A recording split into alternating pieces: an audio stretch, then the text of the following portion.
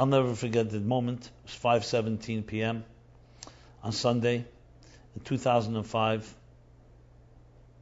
when my father, who was not well, that moment passed away, or whatever word you want to use. There he was, that vibrant, dynamic force that I grew up with, knew so well. Same body, I touched it, but now the life force was not there. You want to call it life force, so be it. But it's definitely something mysterious. It's more than just electricity. It's the personality. It's the psyche. All those layers of consciousness and subconscious and unconscious and superconsciousness that we know so little of. It would be like someone saying, dry the ocean and you'll have more land. No, it's more mysterious than that. The ocean isn't just land with water over it. It's a world of its own, a subterranean world that very few of us fully understand. We have in the recent century or two began to explore and discover the mysteries beneath the seabed, beneath the sea cover, I should say, going all the way down to the sea. But what do we really know? And that's physical. Take the mind, take the emotions of a person, take the entire sum total of their lives. How do you describe that? Where did all that go? Not just the memories and not just the ideas, the whole complexity of life's experiences. What we are right now experiencing, our joys, our pains, our feelings, our loves, the things we are repelled by, what we're drawn to, our obsessions, our nonsense, everything. All that collective force, where does that go? So when it comes to a computer, you can say, okay, it's on the hard drive, I can copy it to another hard drive. What happens to all that force? So a humble person has to conclude, very simple. And a honest person has to conclude that we don't know. We know only the little world in which we live in, and from that perspective we try to understand everything else. So how can we then discuss this topic? The answer is, number one, we're told. We were told by forces that come from those dimensions where the soul travels, what it's like.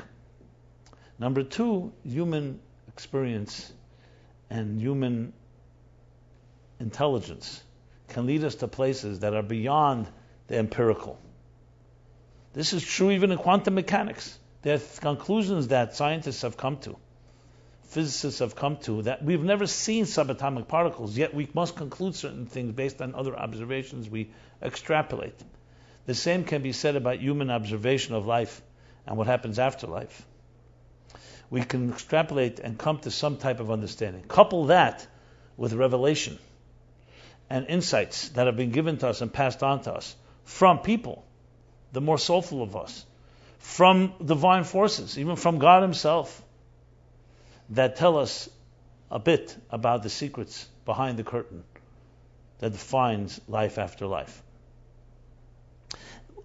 Now, just to mention, we know there are a number of books, a number of people documenting their near-death experiences, as they call it. And they come back to tell a story. Some are skeptical of, others are not. Some are very reputable and very legitimate, some maybe not. But clearly there's something going on, there's some type of other reality. Now, if you talk about people who've gone through that psychedelic experience, they will tell you that they've traveled to places within the psyche, within the soul, that you can't access in a normal way. And they too will talk about the soul in many different dimensions. Now, I'm not coming from that perspective, I'm coming from a Torah perspective, particularly the soul, mystical and esoteric dimension that does discuss the soul. But I believe I need to begin with an analogy, just to put things into context. Because as you'll see, the biggest problem in discussing this is not that it's just mysterious, is that we are so accustomed to the crutches of the way we think, to our routine and conventional perspectives. Not only are we accustomed, we're addicted to it. We're trapped there. That it's very difficult for us to really think about things outside of that context. So over the years, I've been asked as a rabbi, though I don't like to be called rabbi, but people think I am, though I have the formal credentials, but now is not the time to go into it. So I did go through that system and did gain the knowledge. So people come and ask the famous question, as I mentioned, where did the soul of my mother go to? Where did the soul of my father go to, of my grandfather? Are they safe? Are they at peace? Are they in pain? Are they comfortable? Can I connect with them? And we all grope for words, we grope for answers, we try to console, we try to share something and so on. One day, I don't remember why and how it came about, but I had an epiphany. And I realized that the question itself is based on a false premise. Now, obviously, you don't say that to a person who needs sensitive empathy and sensitivity and comfort. But when you're able to, and in the right manner, the question is based on a false premise. The premise is this, and this just goes to show you how many other questions we ask that are based on false premises that force us to challenge our own axioms and preconceived notions. And what is the premise? The premise is, I am here. I exist. I know what space I'm in. I know what time I'm in. I know what country, city, state, city, street, exactly where I am. I have an address. GPS can find me. I can find other locations. So I know I'm here. The question I have is, where does the soul go to? As if the premise is correct that you are where it's at, and your only question is where the soul goes to. Maybe your premise is wrong. Maybe our premise is wrong. The fact that you experience what you experience right now does not necessarily mean this is it. You could say this is what I know of life. This is my perspective, but it may not be it at all. So I came up with this somewhat ridiculous, you can even say, analogy, but it works. So imagine just for a moment a imaginary dialogue between a refrigerator and electricity. And the refrigerator says to the electricity, tell me, my friend, where do you go to once they pull the plug? Electricity, of course, is generated into the refrigerator through a plug. We pull the plug, the refrigerator is wondering and asking the electricity, where do you go to? What's the electricity's response? Incredulous response. Chutzpah. What nerve and chutzpah do you have to ask me such a question? You're a little box called a refrigerator that they just invented 100 years ago, 200 years ago. Human beings have learned how to generate my electricity and contain it in this box and have the right circuits and the right engineering and the right manufacturing that creates the ability to take this electricity and turn it into an object called a refrigerator that can refrigerate food. And you're asking me where I was, where I go to. I was here long before you even were created, before we were invented. I go back to my natural place, not confined in your box, not confined in your space and time as you know it. And you're asking me now where I go. Anyone hears this analogy smiles and says, of course. Of course, the whole question is based on the refrigerator thinking. It's the center of the universe. Electricity is not contained by space and time as a refrigerator understands it. You can't say electricity resides in this box, in that box, in this light bulb, in this cell phone, in this computer. You can say electricity is generated and energizes that appliance, that item, that object. But where electricity goes, electricity has its own space and time. Not to say there's no space and time, but it's a different type of space and time. It's not linear. So the analogy is just simply meant to point out how little we know, but more importantly, how our tools are limited. I always love that an analogy from Sir Arthur Eddington. When asked about the conclusions that the quantum scientists were discovering in the mid-20th century, early mid-20th century, and some of them were bizarre. They call them bizarre. Spooky words like that. Counterintuitive. Insanity even. Einstein refused to accept conclusions of quantum mechanics. And scientists refused to accept it, but it was proven time and again. How do you come to bizarre conclusions about states of probability and indeterminate states and all the things, Schrodinger's cat, if you know that analogy, all ridiculous type of conclusions about things you've never seen. No one has seen an atom. No one has seen subatomic particles. And he gave the analogy of a fisherman who spread his net across the seas and began gathering the fish that he caught and began documenting each one of these fish, the color, the shape, the size, the species. After he finished his examination and his documentation of it all, came to a conclusion, and he was about to announce it to the world. Brilliant conclusion. There are no fish in the sea that are shorter than a half-inch long. His little daughter, hearing that her father's about to announce this big announcement, like the story with the emperor with no clothes, says to her father, let me see the net. He shows her the net which she used to capture the fish, and the spaces between the ropes, between the net, were all half-inch wide and long. So what do you think happened? All the fish that are smaller than a half-inch fell back into the sea. So was this scientist right or wrong? He's right if he added one caveat, that when you use a net with half-inch spaces, you'll never catch fish that are shorter than a half-inch long or wide. But you need a scientist for that.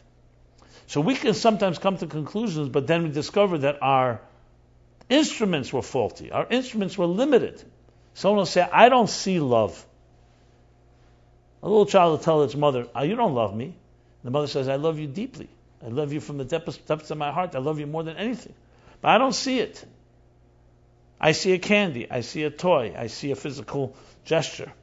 The answer is, eyes are too limited to see love. Just like the other instruments we have are too limited to appreciate ideas. An idea cannot be seen. It cannot be contained in a refrigerator, exactly. So it's all about instruments and tools. So then you'll say, okay, fine. So all we have are empirical tools. No, that's not correct. We can love each other, and we can sense when someone loves you.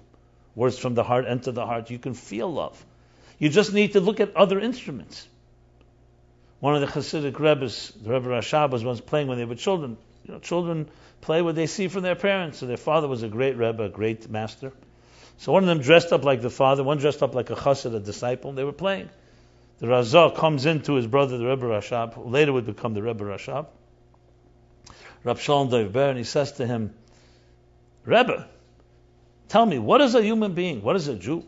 He says, a human being is fire. So he grabs his arm.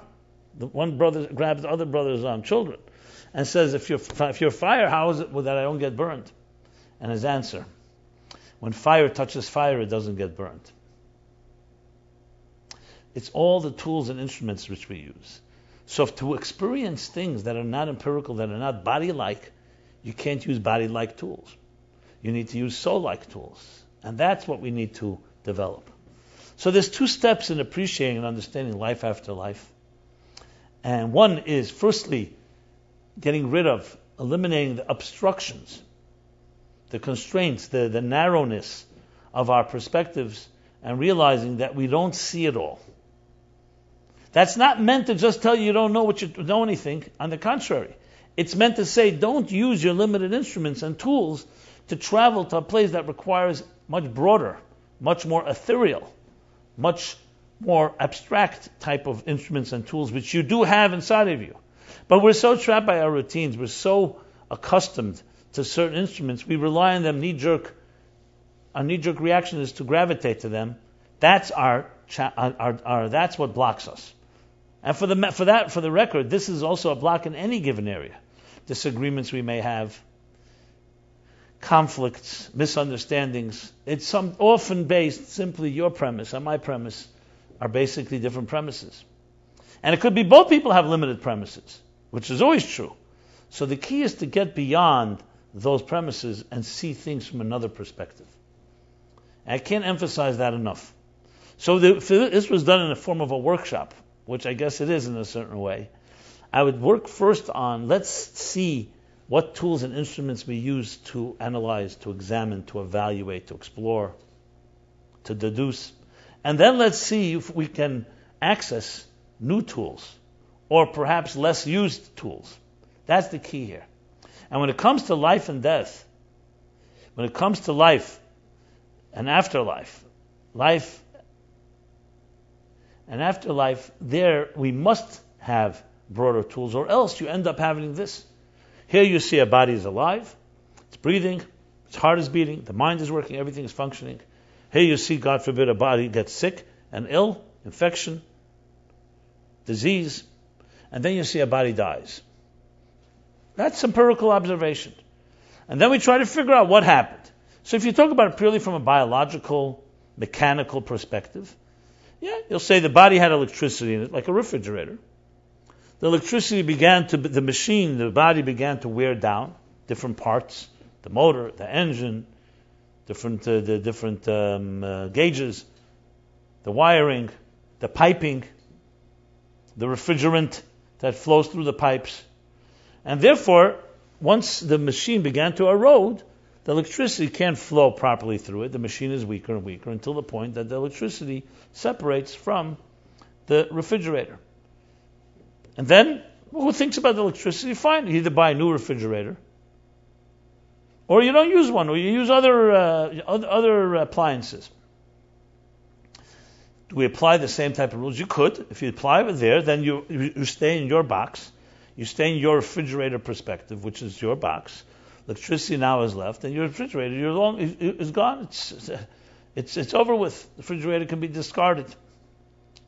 However, and this is why we're speaking this discussion, we're here to learn it's much more complicated than that, and there's much more to it. If you suffice with what I just said, that description, I'm not going to go argue with you. If that's what you're satisfied with, fine. But I would assume if you're listening to this, you're interested in hearing about life, more about life than just what meets the eye or meets the other senses. Sight, sound, taste, touch, and smell.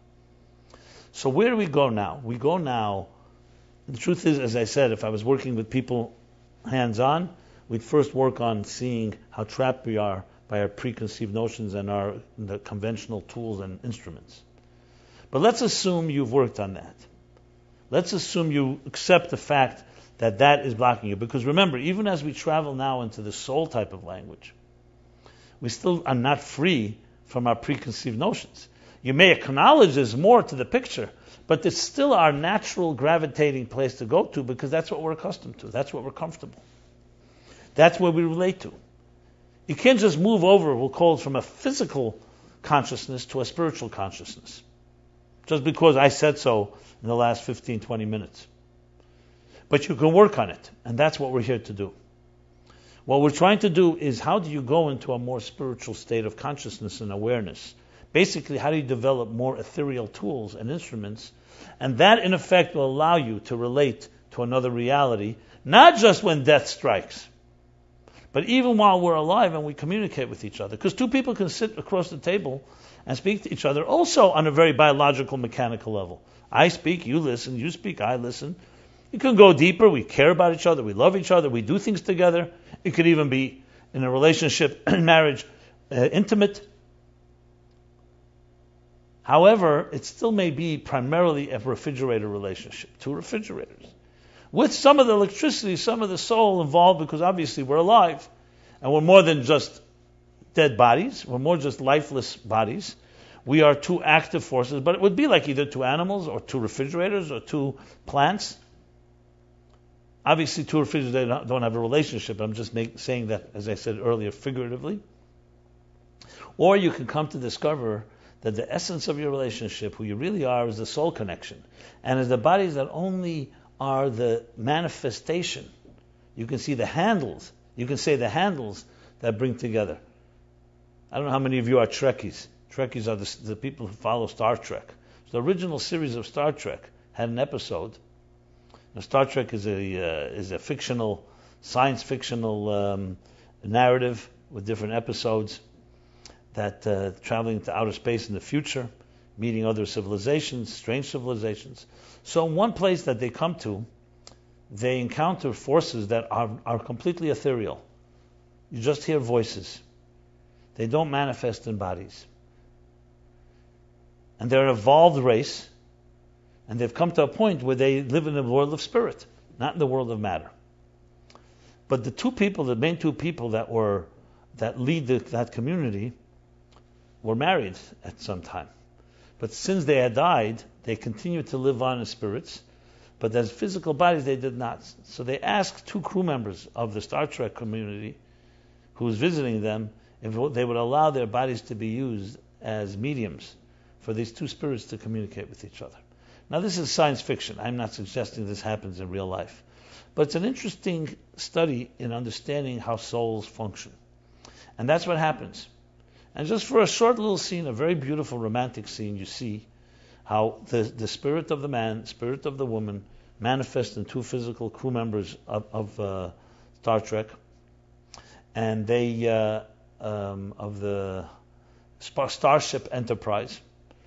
And it's a beautiful sight to behold because they have not for years, for who knows how long, been able to touch physically. And how difficult it is for them to ultimately release and free themselves. And they knew beforehand that this would be a great test. But they were people of integrity, and they gave the bodies back to their original hosts. But you see the idea, it plants in your mind the concept that if you lived on that level, both life on earth and life as it moves on after this world, as we shall soon discuss, perhaps is the main life is that soul connection. And you come to realize that perhaps we're hypnotized and seduced and actually taken captive and trapped in this physical conscious reality, thinking like the refrigerator does, that this is it. And everything else is somewhat novel, somewhat out there, but not here. This is the center. Here is where it's at. And as you think about this, you wonder, do I have it right or not? Well, I'm here to submit and suggest that we don't have it right. And if you gave it thought and just step back and say, you know what, as a honest person, I'm going to allow another perspective in, you will come to discover, as many of us have, that it's actually the soul that is the center of existence. And it's the body, the refrigerator, that's only a short part of one leg of the entire journey. So everything is reversed. As some say, we're not physical beings on a spiritual journey, we're spiritual beings on a physical journey. Oh, so now comes the question, how do we explain this? How do we look at it? And then what do we do with this? We are, at the end of the day, we need to go to our jobs. We need our work. We have other responsibilities. So how do we handle this? But first, let's discuss this next headline I just mentioned. And that is, who is the real me? So you can say you're a body, a refrigerator, that has electricity in it. Or you're electricity that's traveling through a refrigerator, through a body. Which one do you think it is? It's definitely the latter. I'm not here to go make a case for it. If you want to insist and say, as I said earlier, that you're satisfied with a refrigerator life and hopefully that there's some electricity within you, this is not the place to get into such a debate. But I am going with the premise that it's the soul that is on an ongoing journey, and it travels through maybe more than one refrigerator, which of course touches the topic of reincarnation, which I'm not going to get into. There's a series that you can find online that discusses reincarnation, as well as another talk I gave once called Does Life Ever End? These are just references of related readings or related classes related to this topic. But basically it means that the soul is really on this journey. So therefore, we can't call it afterlife. Afterlife suggests the false premise I mentioned before. This is life, and there's something afterwards.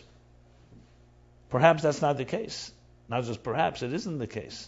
The soul is on a journey. The soul does not die because the soul wasn't born. The soul attaches itself to a body upon conception, detaches upon death, what we call physical, biological death, and the soul continues its journey just like electricity continues its journey, unfettered and undefined by the body. But of course we need to say this, so that the bodily experience that we have in our bodies doesn't matter. Absolutely matters. It impacts the soul and remains with the soul in its memory. So when the soul leaves the body, or call it the life force, whatever name you want to give it, it leaves with experiences it had. It doesn't leave with the physical body, obviously, remains below, but the soul continues its journey affected by everything that happened in its life, the positive and the negative, and continues that journey. So in that sense, it's a fascinating way to look at ourselves.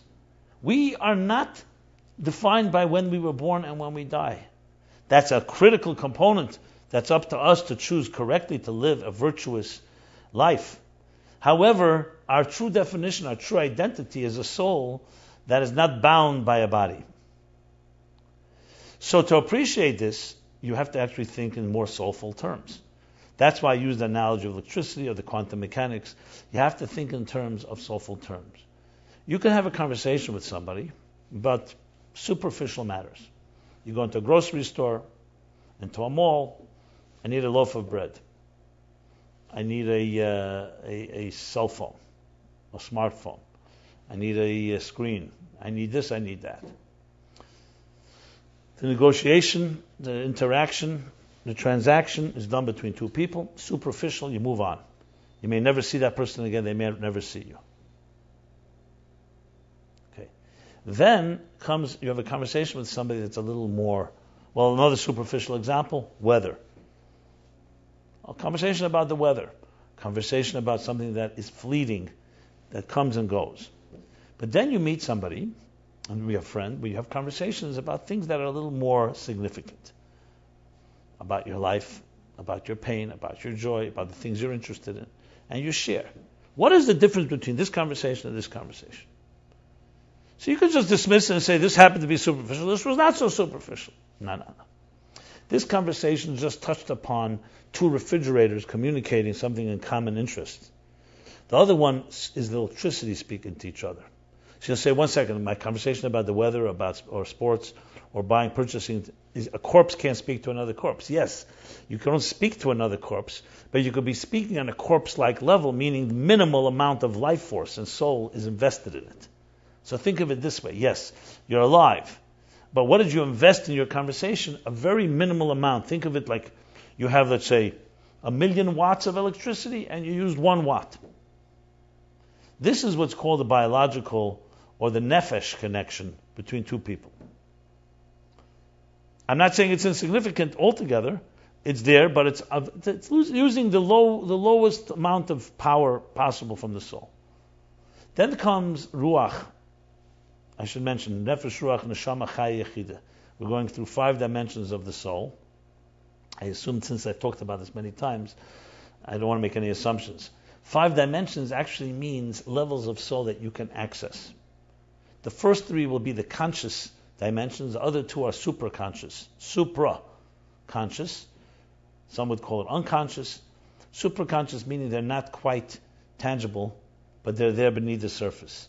And as we'll discuss, the 3 first dimensions manifest in the body, and the other 2 hover outside of the body. So they all, upon conception and birth, as we enter this machine, our box, our refrigerator, they all connect, but they connect on different levels. I'm going through now human experiences that use and utilize different dimensions of this soul.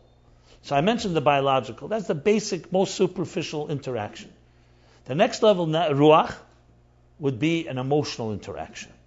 You have no emotions when you're going to buy bread or another product or service. I mean, you may get upset about something. I'm not talking about that. I'm talking about the basic interactions. Here's money. Give me what I need. I'm off. An emotional relationship is one that has some affection in it. May have emotional the other way around. So when you don't have affection towards something that repels you. But the emotions are now you're using more than the 1 watt. You may be using 20 watts. The number is random. I'm just using it as an example. You've hired the flame of the soul's interaction. The next level is neshama, which is using your intellectual, the mind, 2 people of the meeting of the minds. An idea shared, a teacher and a student, 2 friends, 2 people who love each other, but it's now moved not just into the emotional interaction, but an intellectual one. You may wonder why is intellectual higher than emotional? Because intellectual uses also the ability for us to abstract and go beyond our subjective natures. So ruach is a deeper connection than nefesh, because now you're dealing with an emotional interaction, but it still has the subjectivity that comes with emotions. Intellectualism, the intellectual life of a person adds a measure of objectivity where your consciousness, you're able to actually see beyond your own interests, which only enhances the love. It's actually the intellectual part of the dimension of the soul that can make a love deeper because you're not trapped by just your impulses. So now you have a deeper 20 watts, you've gone to 100 watts, maybe more. And of course, I'm just speaking in general terms, in the biological, in the nefesh, in the emotional, ruach, and in the intellectual, neshama, there are many, many levels in each one. I'm just giving you the general structure. These are the conscious soul forces, what we call koiches hanefesh, the soul's faculties as they interact with us. Now we are most comfortable with, going back again, is to the physical experience of it. Let's take the vision of the person. Your eye sees. You're looking at me right now. Or you look out the window, or you look somewhere, you see something. So you relate to the physical see. I see a tree, I see a bird, I see a human being. I see Meaningful Life's Wednesday night class, Rabbi Jacobson. So you see with your eye, but your eye is more than just a physical sight. A corpse also has eyes and it doesn't see. And naim lahem v'lo yiru. You could have eyes and don't see. The eye needs a power of vision. And it needs an optic nerve. And it needs a healthy eye. And needs the message to go to your brain. And that processes the vision. The same thing with ears, the same thing with other senses. So even on the sensory level, we also need to know there's some force behind it, some electricity, some life force. The soul's power within it. So it's really, in the language of Kabbalists and Hasidic language, Ur and Keli. An energy and a container. The container is the eye, the physical eye. The physical nose, the mouth, the physical ears. The Ur is the energy within it. The power, the force, the life force. And I described them. The life force you can speak on a biological level. It's just the power to give vision. So you just look at something superficially. You could look at someone, with love, affection. Then the eyes are conveying more than just a physical sight, an emotional one. You can use the eyes also when you look at your teacher. You see your teacher's face teaching. The eye contact, the sparkle in the eye. There's a certain conveying of the face and the facial features of something being taught. So sometimes seeing your teacher will help you actually appreciate and understand the idea. That's just examples. Examples abound everywhere. Any experience you have in life, there's either nefesh, ruach, neshama. You could have all three. You could have 2 out of 3. You could have 1. Now you could argue, of course you could have a nefesh experience without the ruach, without the neshama. You could have just the biological experience of seeing something. You could look at a piece of art in a superficial way, say, okay. You could look at a piece of art with an emotional way and say, wow, my heart is attracted, my emotions are stimulated by this piece of art. You can look at a piece of art and intellectually appreciate it. So you could have all 3, 2 out of 3, 1 out of 3. Can you have only neshama, only the intellectual, and only the emotional without the nefesh? Not in this world. Because in this physical world, we need a physical object, therefore we need a physical eye. Like I said before, the hand touches a hand, there are hands. Fire touches fire, it's fire. However, if you were to free the soul from its body, you could hypothetically have a ruach neshama, an emotional and intellectual experience without having a physical experience. Fascinating, isn't that? That's how souls experience things, but they don't have the final container, the medium, the holders. I said before, looking for the right word. Well, the holders is a good word. Something to grasp, to contain that energy. Now, what about the other 2? Chai Yechida. So Chai is the transcendence of a human being. This already is transcendence of the soul, is already not conscious. It's that which is beyond that you can sense. And Yechida is like the essence of the soul. And even that's not the essence, it's still 5 names, 5 levels of the soul. The essence of the soul we will not discuss right now. That goes into another dimension after you first appreciate these 5. Then we can talk about that. We'll do that another time. So Chai Yechida takes you now into the journey, the transcendence of a person. Transcendence is not intellectual, nor emotional, nor biological. So what is it? It's a sense of something beyond. A sense of a human being is not satisfied just with the routine, with the humdrum and the monotony of survival. It's something, I need something to get out of my monotony, out of my routines, out of my habits. Transcendence can be experienced through travel, through art, through music. It can be experienced through love, through romance, through sexuality, intimacy. It can be experienced through religion, faith, and God. These are all transcendent experiences. There are transcendent experiences that are healthier, others are not that healthy. Others come with side effects and a price to be paid. Not always positive. But here you're going more than just, if you're looking at that art that I mentioned, let's take the art. You could see the art, very basic level. You could see the art and have an emotional experience. You could see the art and have an intellectual experience. You could see the art and have a transcendent experience. That's more than the sum of the art. It's not just analyzing. It's not just appreciating it and understanding it, but it's also having a transcendent experience. The same thing with music. So the same person can listen, or same people, a bunch of people could be listening to the same piece of music in these four ways. And I'll talk about the fifth in a moment. You could hear music at a very basic level. A child could hear music, doesn't appreciate it, but hears it. It's a nice melody, puts them to sleep. Nice harmony. Another person has an emotional experience. It reminds them of an emotional relationship. It evokes different feelings, different existential feelings, loneliness, joy, and so on. Transports you to another time and place. You can have an intellectual experience.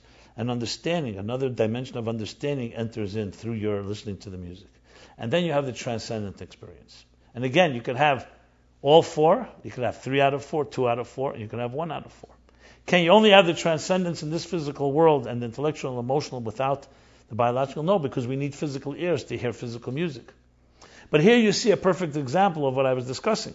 What is the primary experience? The fact that your ears could hear the music? That's just a necessity in the physical world. There's no way for us to communicate. If I don't make a sound, you have to hear it. You can't hear my silence. But the real experience is once you hear the words, it's what the message that the words convey, the emotional, intellectual, or transcendent message. What about the fifth dimension? The fifth dimension, you can say, is the transcendence even of transcendence. Sometimes called neshama l'neshama, is a name for both, I should say, a name for 4 and 5. But chaya would be like the transcendent experience, and then you're transcending even the transcendence. You're getting to a point which is like a singularity. Yechida means singularity. There you just experience something in a certain serene inner way that's not even the excitement of transcendence. It just like touches and resonates the core of who you are. Now obviously that's a rarer experience, and that's what we call a magical moment, a transcendent moment. But beyond, I should correct myself, not a transcendent moment, a moment that transcends even transcendence, certain resonance of truth, of saying, this is where I am, this is where I belong, this has touched me in the real me. So you could have a transcendent experience, but it's still going outside of yourself. What's called in Hasidic language, rotzen, the outer dimension of keser. I'll soon give you the Kabbalistic structure for all of these. Rotzen. Rotzen means your desire something. Rotzen also comes from the word merutza. I desire, I pine for something. I yearn for something. I run to it. But it's suggesting you have to go transcend. Transcend from what? Transcend from your refrigerator to transcend outside of the refrigerator. Okay.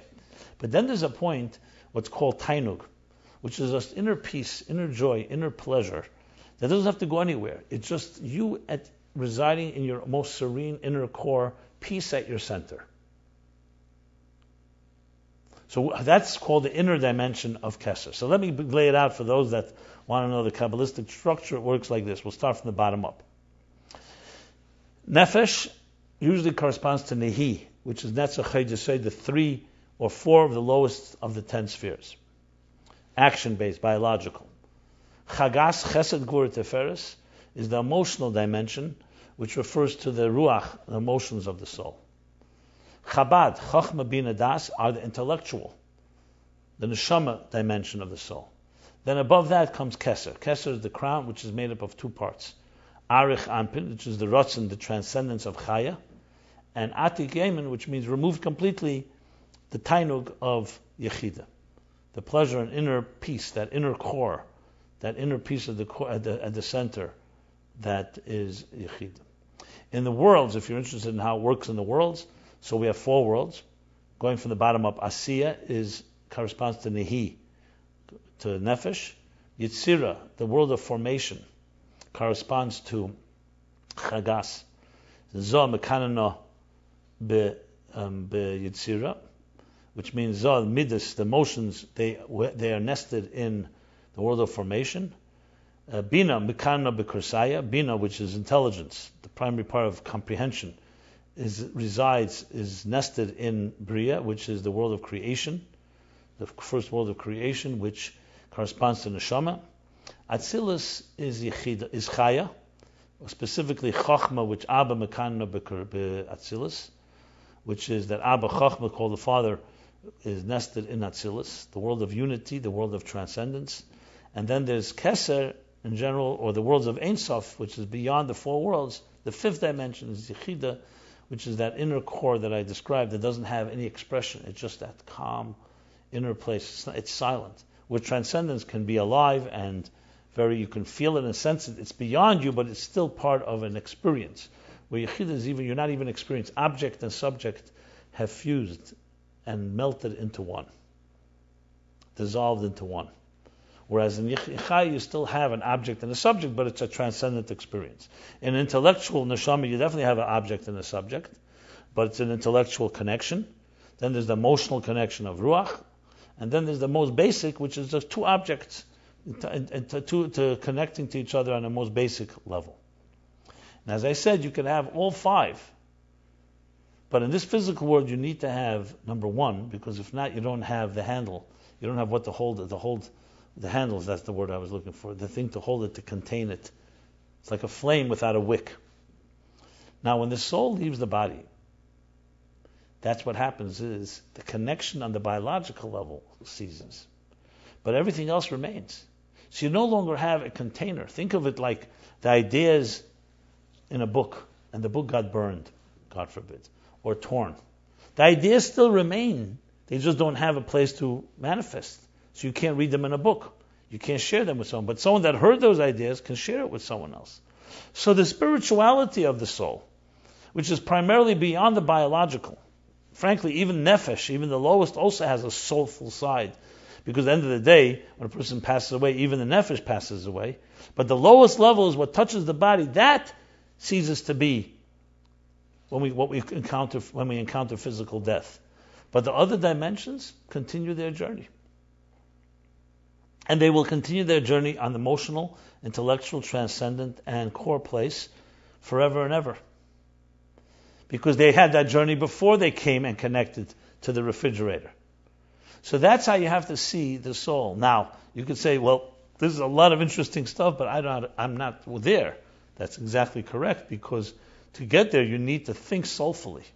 You're not going to connect with biological tools, with a net of one in space, or with sensory tools and try to understand suprasensory experience, or try to experience suprasensory experience.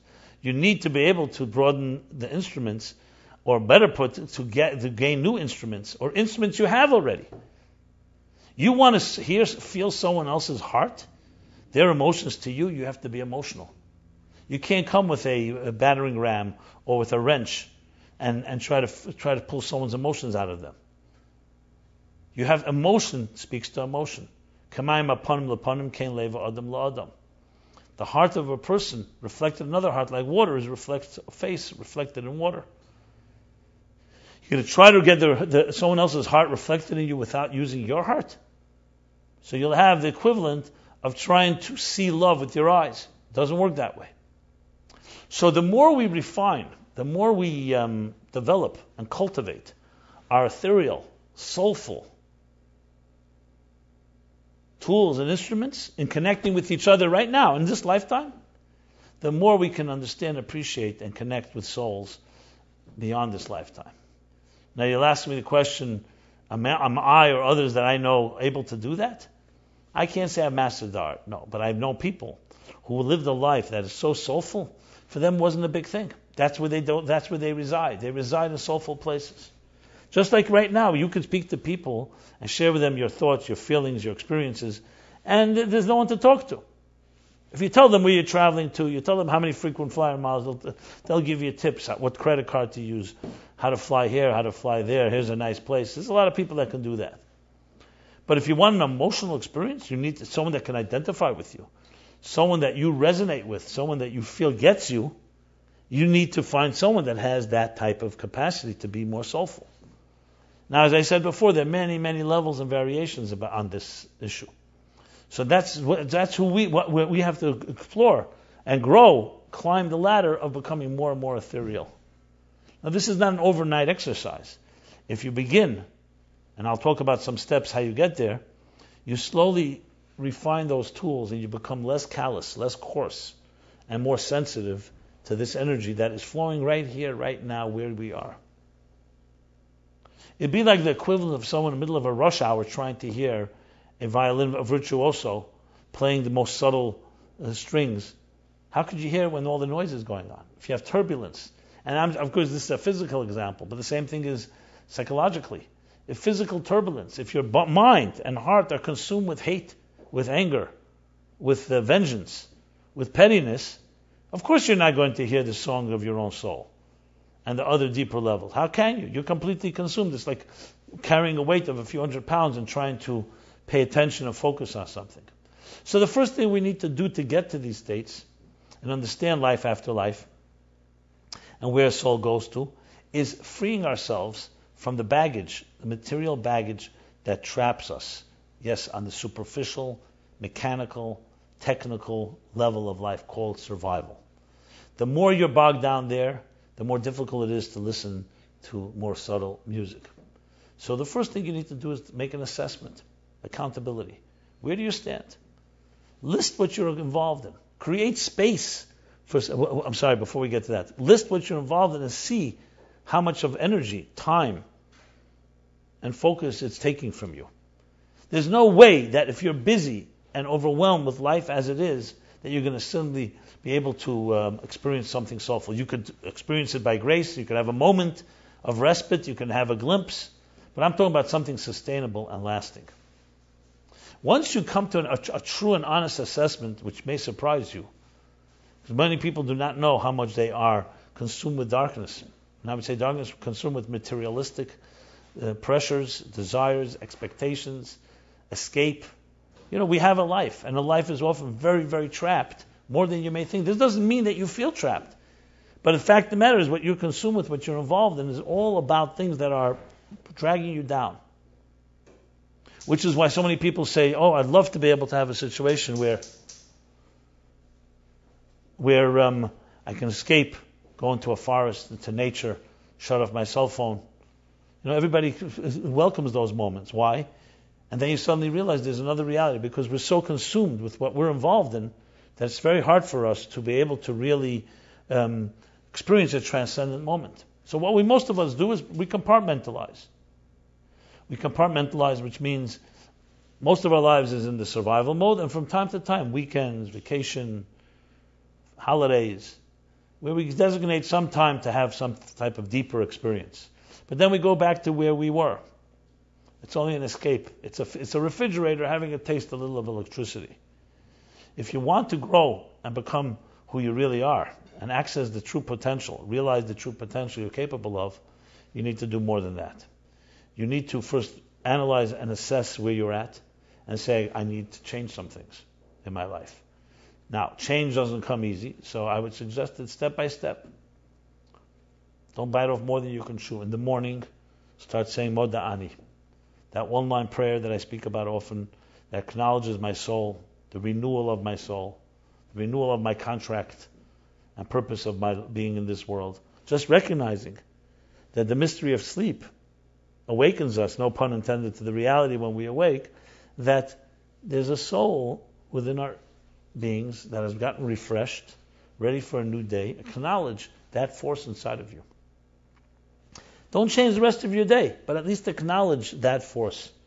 And with words, actually saying, just like you would pay attention to your child, not just say, I love you in my heart, but say, I love you, I embrace you, I hug you. Same with your soul. Hug your soul, embrace your soul, articulate it. A minute, 2 minutes.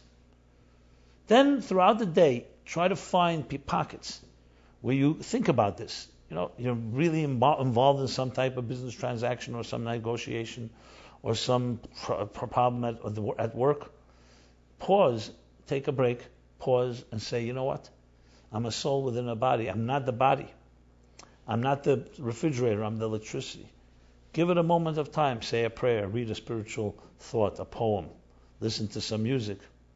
Help someone, give them someone charity. And I mentioned here 3 things, if you noticed: action, emotion, and intellectual. Action is helping someone, a charitable act, volunteering. Emotion, ruach, that's nefesh. Emotion, ruach, is prayer, emoting, getting in touch with your feelings about things. And intellectual is neshama, is studying something, reading something. Let it stimulate your mind. But not just a business manual, something that's about a little beyond survival mode. Now, transcendence, if you do these three things on an ongoing basis, you'll begin to taste more and more transcendence. Transcendence, you may have to wait for a Shabbat, a weekend, or when you have a little more time that you can really have an experience that's just beyond the regular, on an ongoing basis. But the key is to feed, just like you would feed your body, you need to feed and nourish your soul. Flowers blossom when you water them, not when you tug at them. We need to water our flower. We need to nurture, cultivate the soul, which is the flower within you. And then the flower comes back and repays you many times over with its soulful message. You do this on an ongoing basis, on a daily basis, and you find new other exercises. I just gave a few examples. And you work at it. This should be a life commitment. You'll see the results. You'll see yourself becoming more soulful, being less impacted by survival and petty, superficial, short-term elements of your life. And above all, you begin to connect to those dimensions of the soul that live on, that live on, in different forms. So just like you take a body of water, pot of water, and you can freeze it, it becomes ice. You can heat it, and it becomes gas, but it never disappears. The soul, too, goes through different forms. It's in its form within the body, it manifests within the biological, so you see it. It can be even like ice or water, which is more subtle. Or when a soul leaves a body, it's like comes into gas. The gas is there. It's again an analogy, not exactly, but an analogy. So you see here, my friends, that life after life is very much part of who we are right now. It's not just what happens later. It's what's happening now. Every commitment we make, every action, every emotion, every thought, and every transcendent and unifying experience, all 5 levels of the soul that we do now, actually allows us to appreciate the soul's ongoing journey. Because if a person dedicates their entire life just to the physical, biological, then when their soul does separate from their body, what happens? They're not accustomed. The soul knows that it's a soul, but the person's consciousness is not accustomed to soul experiences. That's why the Talmud says that you cannot enter here without having Talmudei biyadei. You need to have the study. You need to have the experiences. It would be like getting a soldier, suddenly the war breaks out and say, go ahead, without any training. You need to acclimate yourself to soulful experiences, training. So when the day comes when all you have is the soul, you're very accustomed to it and you're prepared. Now this doesn't mean that a body that has not had any soulful experiences, which is really impossible, everybody has had some, this doesn't mean that you cannot have the connection. But then it's a whole other work because you have to first somewhat cleanse and what's the word I want to say? Like open the pores and free the toxins that petty, impermanent, superficial life has imposed upon the soul. As I said before, the soul remembers everything, also the petty stuff. It's not its natural state, but it's experienced it because it's dragged along in this life. So, if we're talking to people, or to anyone listening that has lost a parent or a relative or someone that you care about, know that the soul continues the journey, just like it preceded the journey called life as we know it. And this physical world, as important as it is, and as important, as central as it is to our lives, it's just one leg of the journey. It's the refrigerator, and the refrigerator's experiences in life. But the electricity preceded the refrigerator and follows the refrigerator and will continue to live on afterwards. We don't call it afterlife, we just call it life in different forms. We'll definitely speak about this some more. I hope this at least lays out the basic principles and the foundational principles of what a soul is, the different dimensions of the soul, and thus understanding the soul's journey and its ability to continue its journey. But it all begins right now, which means how we behave right now, as we act right now, a more soulful way, a more body-like way. As I said earlier, it's very difficult to begin and just suddenly jump after years and years of conditioning and programming and habits that are all based on refrigerator thinking, on appliance form of thinking, survival thinking, and jump to the soul thinking. But you can begin immediately because your soul does not have to come from anywhere. It's sitting right now inside of you, waiting to be released. And that release is the key lays in your hands because you are the one that can open the door to all dimensions of the soul that I described. So may we all be blessed with a soulful week, a soulful year, soulful life here on, and for many, many healthy years of the soul inside of the body, but in a soulful type of experience that will continue forever and ever. Thank you very much. We will be continuing this class as we do every Wednesday night, and if you haven't signed up, please do so at meaningfullife.com. We can send out the notices so when the classes are on location and live on location and online, we notify you. We also notify the topic. And if it's only online as it is this week, that too will be notified to you as well. And please be in touch. Any questions you may have, any other ways that we can help you in your soul's journey, that's what the mission and purpose of the Meaningful Life is. Thank you, and everyone be well.